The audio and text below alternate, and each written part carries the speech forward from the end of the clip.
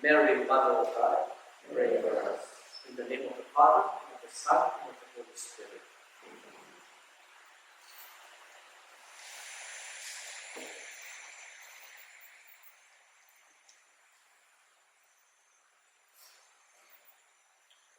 The birth of Jesus is a revelation of God. Jesus is born or was born to reveal God. Not only the person of God, but also to show His power and wisdom and love. The birth of Jesus is like God pouring Himself out, where He holds nothing back. It is like God saying to us, ito ko natin. So when Christ was born, God completely made Himself vulnerable. Not that He abandoned His divinity, but by being born to us, He shared His divinity with us. He shared His divine life with us. And this is how generous God is. This is how generous God is. He didn't think twice whether to become a man or not. He didn't think twice. When He decided to become a human being, to share everything we are, He meant to pour out all of Himself for us and to us. And God's generosity is shown in Jesus. The Father manifested, displayed His generosity in Jesus, especially in the public ministry of Jesus. Jesus had so much compassion for the sick, for those who mourn, and the crowd always spoke to Jesus. And when I say the crowd, I mean sinners. I mean the Gentiles, the outcasts. Remember one gospel story, sometime this week, tells of the crowd following Jesus wherever He went. And it was the end of the day, and they kept following Him. And Jesus said, well, let's do something. We can't just send them home. Let's feed them. And so He asked the disciples, how much do we have? He pitied the crowd. Because the crowd were the unwilling, the poor, the lame, the sick, the outcasts, the unwanted. And Jesus, the crowd always had a special place in Jesus' heart. And so He tells them to sit down. And then He asked the disciples to give Him the loaves they had collected and the fish. And after He gave thanks, He distributed the loaves and fish to the multitude. And everyone had their fill. Everyone enjoyed, and everyone didn't go hungry or empty-handed. So Jesus had so much humanity in Him that He embraced prison, human hunger, human isolation, human rejection, without reserve. And of course, Jesus' ultimate selflessness was his death on the cross. Jesus' generosity climaxed on the cross. What started on Christmas Day climaxed on Good Friday. And his sacrifice for 33 years of earthly life was rewarded on Easter Sunday when he rose from the dead. The birth of Jesus, the historical birth of Jesus, happened roughly 2,000 years ago. And it's done. It happened already. It is a thing of the past. Jesus, as a historical person, was only born once, in the same way that all of us are only born once, historically. And your historical birth is your birthday. Nobody among us here has two birthdays. We only have one birthday because we're only born once in history, in time, in a particular place, at a particular period. But now Jesus is still born in us every day in a spiritual way. Jesus is still born in us. He still comes to us today and always. He is still born and being born in our lives. Every day he is born. Every new day he is being born in our lives. But like the Jews in the first historical Christmas, we do not always recognize this everyday coming of the Lord. We do not always realize that this Lord is being born to us every day. It is taken for granted. It is taken for granted that He is being born to us. As I say, it's a given. We know that. And why is it we do not always recognize His daily comings? It's because we have so many preoccupations. It's because we have a different priority, or we have different priorities. We have many preoccupations. But Jesus is, in fact, being born every day.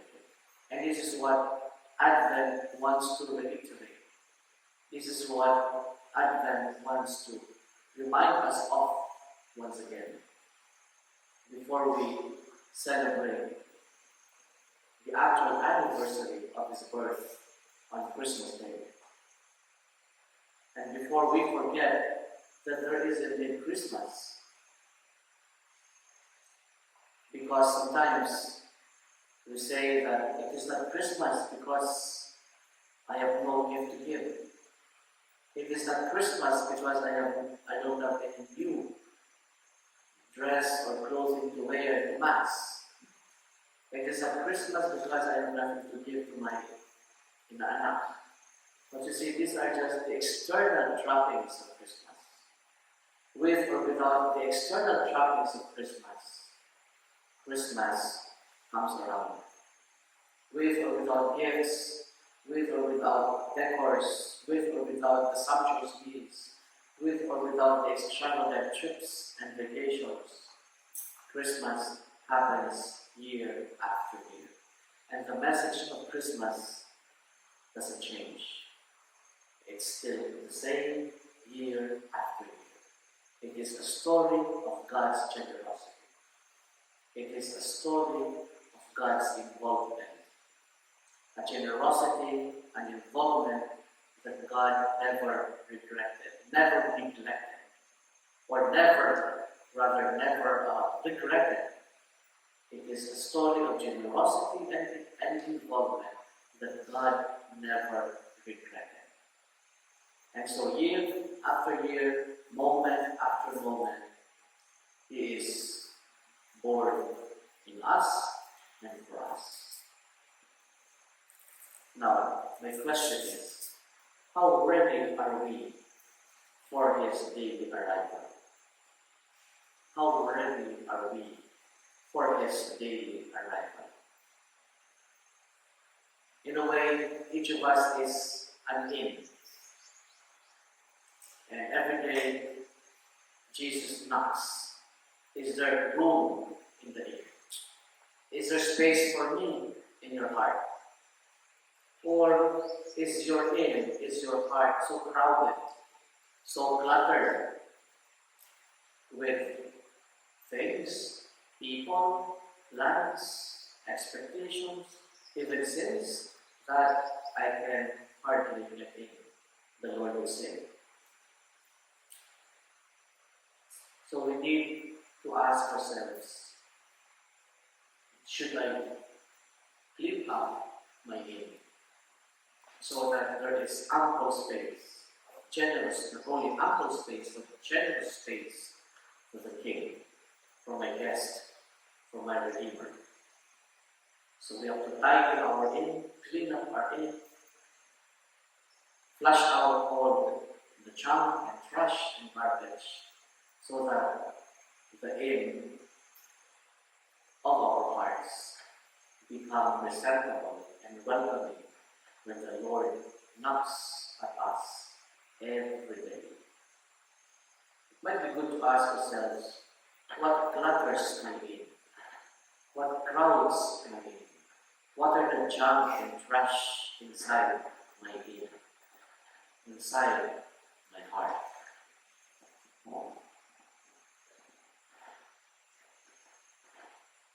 And this is the goal of meditation. By meditation, with meditation, we are readying ourselves for the birth of Christ. We may not realize this, but each time we meditate, we are actually cleaning up our inn. We are cleaning up our inn. We are sweeping our inn. Just in case you're wondering what an inn is, N-I-N-N is like a hotel, but smaller. So we have, we call an innkeeper, somebody who maintains or manages an inn. So meditation is a daily practice at readying ourselves for the birth of Christ. Every time we meditate, we are practicing ourselves at being ready when Christ is born in us. And Christ is definitely being born in us every day. So how do we ready ourselves for the daily comings of Christ in meditation? By our focusing, by our concentrating, by our fixing our attention on the moment. So we focus and concentrate and fix our attention on the moment, in the now, on the now. And we focus, we concentrate, we fix our attention by clearing our minds of thoughts and images and concerns. And this is what the mantra hopes to do for us. The mantra is that ever dependable sweeper of distractions. So we can hold our focus and concentration and our attention fixed in the now, clear our minds cleared of thoughts and images and concerns. We get the mantra working. We get the mantra going. because it is the mantra who will sweep away, who will flush out all of these unwanted distractions. So every meditation is a practice at getting ourselves ready to receive Christ, who is born for us, in us, every day. John said, the birth of Christ is the divine explosion of the love of God. Beautiful. The birth of Christ is the divine explosion of the love of God. He also said that Christmas, or the birth of Christ, is the reduction of God to man. God is reduced to zero. From God, from His divinity, He is reduced to our state. That is a huge drop. That is like dropping from 100 to 0. Christmas is God's reduction to man, so that we humans can enter into godliness. So when God chose to be a human being, to become like us, to share His divinity with us, He also made us like Him. He made us godly. Not divine, but godly. When God became man to make us godly, He didn't make little gods out of us. We will always be creatures. We will always be humans, but with a spark of a divine in us. We are humans, but there is the spark of the divine in us because of the incarnation, because of God entering our history, to be part of our story. So the birth of Christ is the divine explosion of God's love. It is the reduction of God to man, so that we may enter into godliness. So the birth of Christ, celebrated at Christmas, is really more than a feast. It is more than a feast. Because a feast has a time frame. When the feast is over, the celebration is over. So the birth of Christ is more than a feast. Because even if Christmas is over, we continue to live in the joy, in the promise of Christmas. And unless Christ is born in our hearts, Christmas after Christmas is of no value. All the Christmases we've had in the past, and this present Christmas, and the Christmases of the future will be of no value if Christ is not born in our hearts, if Christ does not remain in our hearts. That is why Christmas is not just a feast, because Christ is born in us, and He lives on in us in all the seasons of our life. Not only during Christmas, not only during Advent, not only during Lent or Easter, but in every moment of our life. So the birth of Christ, Christmas, is an all-season feast. It does not end with Christmas time. That we forget about Christmas when Lent enters. We forget about Christmas when we are in the ordinary days of the liturgical year. All year, all our life is Christmas. Because every day, Christ is being born in us. Christmas is a feast without finish. It is a feast without finish. It never ends. Of course, this mystery can easily be forgotten. Now you feel inspired, ikaw, you do it without. I don't know if how much of what you heard today will connect with you. Maybe when you start getting busy with your shopping, nawala na ang iyong nagandang karoon ng iyong ay mauwi. Matawa ka na doon kadalaw. This is a mystery that we can easily forget, especially when the trappings of Christmas begin to decorate our celebration.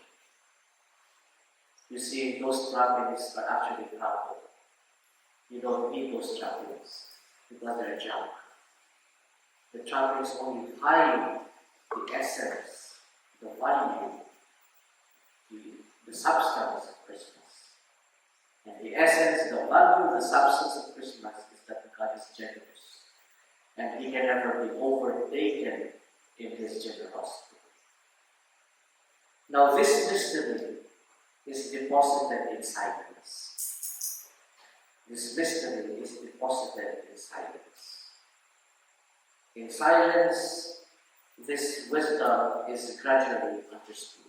If we cannot fathom this mystery, because it's so powerful, it's so immense, it's so big, then just take it into your silence.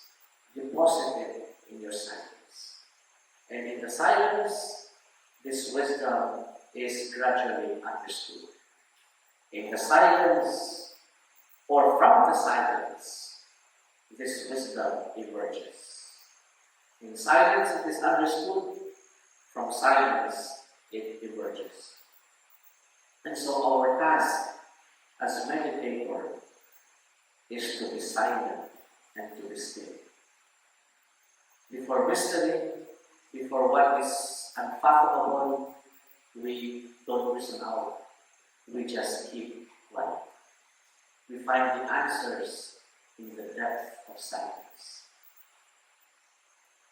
And the spiritual life, our spiritual life, our spiritual walk on the spiritual path is really a journey into profound silence. This is not the silence of the dead. This is not the silence of the cemetery. This journey is a journey into profound silence. We need to say deep silence, not the depth of the grave, but the depth of the heart. This journey into profound silence is a journey into a reality where words and thoughts are muted. Because words and thoughts don't mean anything. Because this silence is wisdom. This silence is understanding. This silence is dazzling light. This silence is the light of favor, the light of the Transfiguration. Our liturgical prayers, the prayers we say in the liturgy, in our rituals, are charged with meaning in order to inspire, in order to change our lives. But the words we use in the liturgy are useless if we don't create pocket of silence in our celebration. That is why in the liturgy, there are moments when we are quiet. Before the reading, after the reading, there is a moment during the intercessions where we are silent. There is silence before communion. There is silence after communion. There is silence after the Eucharist. So here and there, we insert pockets of silence, oases of silence. Because our liturgy, our celebration, our rituals are loaded with words. And while words inspire, silence empowers. While words inspire, silence empowers. All silence convicts. Silence makes us courageous. And words can only be meaningful and powerful and inspiring and life-changing if they spring from the Spirit. And the Spirit requires silence. For the Spirit to work, for the Spirit to effect its full work in us, its full operation in us, it needs to thrive in silence. And so to live in the Spirit, we need silence. And meditation is the way to silence, because it is the way of silence. Meditation is the way to silence, because it is the way of silence. Muna pamaagi panulong sa kahilom. Tungkol sa ang kahilom, mao ang pamaagi sa meditation. To go to silence, we need to ride on silence. To go to silence, we need to ride on silence. Meditation is the way to it, and meditation is the way of silence. And so during the time of meditation, no other words, no other thoughts should occupy us. The mantra is the only word that thrives in the silence. Only the mantra is allowed to grind. Only the mantra is allowed to work. Only the mantra is allowed to operate. The mantra is the only word that thrives in this silence. It is born of silence that leads us to that silence that changes, rather than charges words with meaning. The mantra is born of silence that leads us to that silence that charges words with meaning.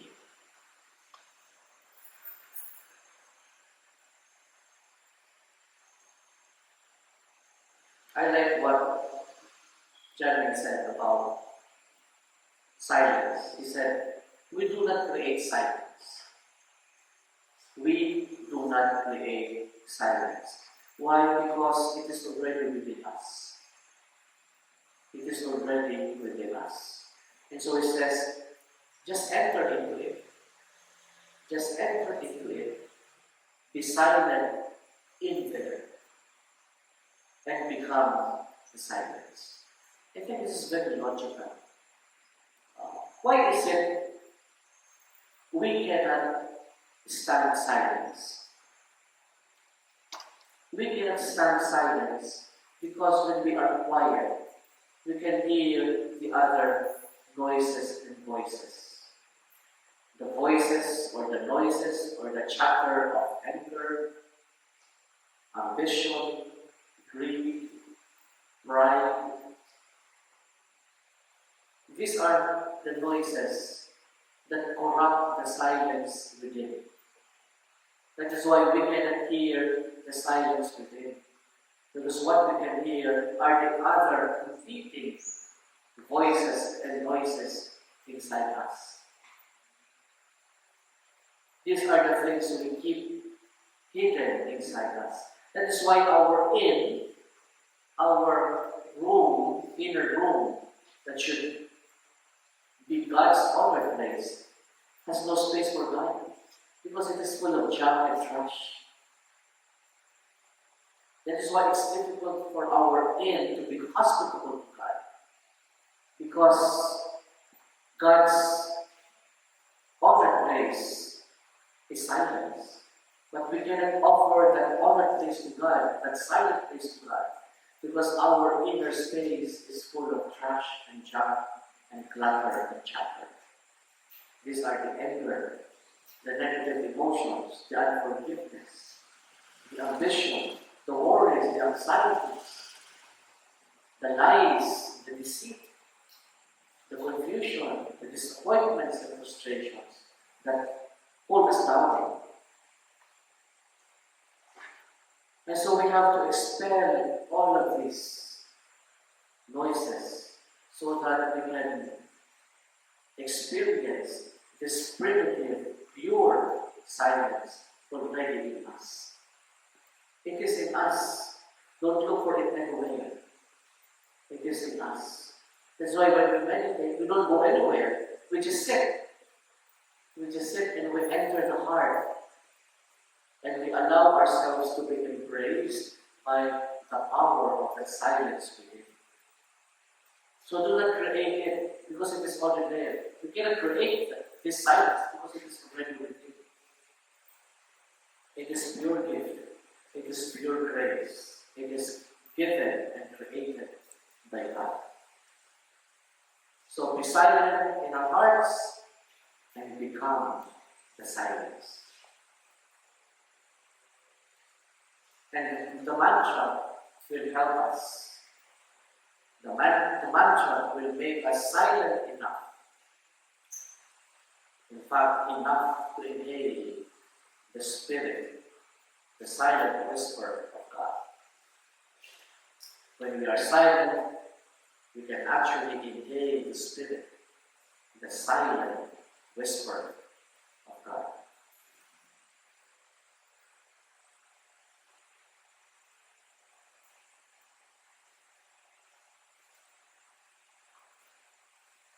I'd like to end this reflection with a statement from St. Paul in his letter to the Ephesians, which describes to us the silent Spirit.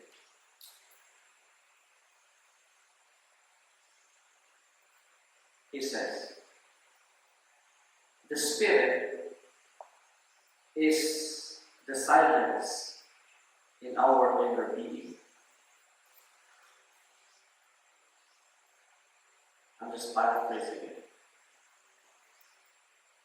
And this Spirit within dwells in us as love. This Spirit within dwells in us as love.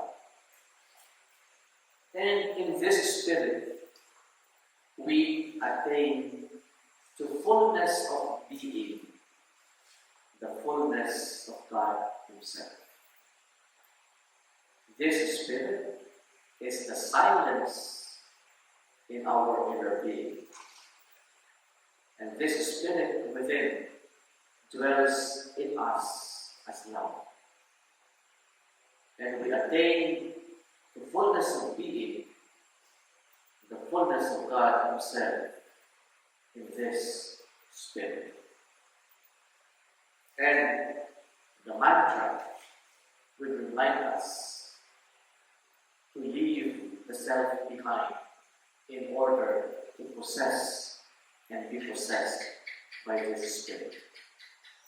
The mantra will remind us to leave the self behind in order to discover this Spirit within, in order to be possessed and to possess this Spirit within. Whenever we read or hear the statement, the mantra will make us leave self behind. The self here are the thoughts, the imagination, the worries, the anxieties. Exactly what the mantra is trying to sweep away, sweep out during the time of meditation. So when we say the mantra so that we are not pestered by thoughts and images and words and figures and diagrams and graphs or any picture image in the mind. This is the self. This is what we need to leave behind. Our words, our ideas, our imaginations, our practices. These are all. These are the self. And this is what we leave behind each time we let the mantra reign in us. And then when we are nothing, When we are empty, we can now enter in humility and faith into the silent presence of the Spirit. When we are empty, when we are nothing, then in humility we are now ready to enter the realm of the Spirit, the region of the Spirit, the silent presence of the Spirit.